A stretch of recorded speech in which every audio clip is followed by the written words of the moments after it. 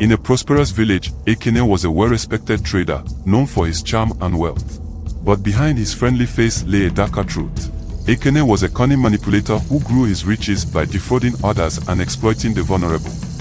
One day, after cheating a widow of her late husband's land, Ekene threw a feast to celebrate his latest business victory. The villagers, wary of his deeds, watched quietly from afar.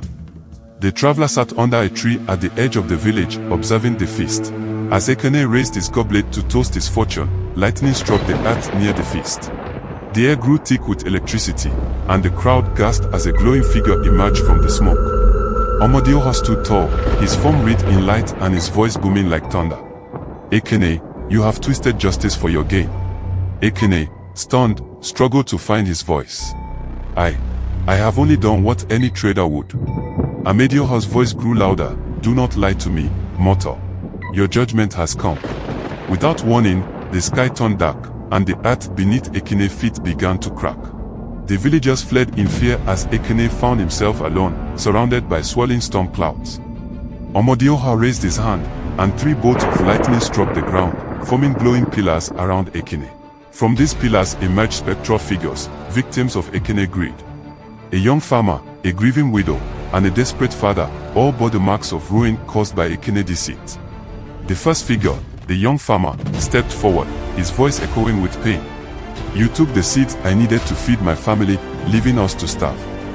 The second, the widow, spoke, her eyes filled with sorrow.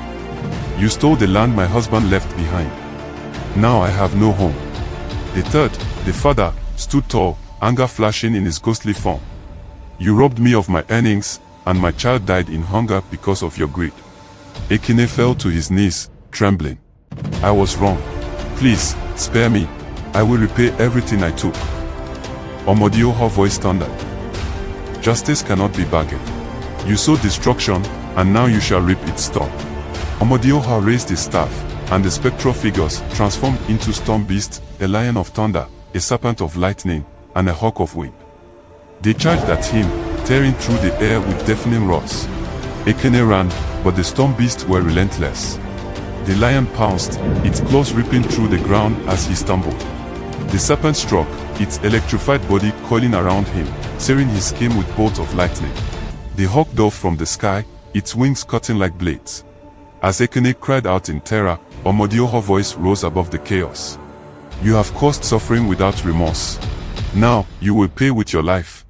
With a final strike, the storm beast tore him into pieces. The villagers returned cautiously, finding only the charred ground where Ekene once stood. Amadioha's voice echoed faintly in the wind. Justice has been served. From the edge of the village, the traveler lowered his hood slightly and disappeared into the night. Justice cannot be escaped. The choices we make come with consequences, and those who exploit others will face the storm.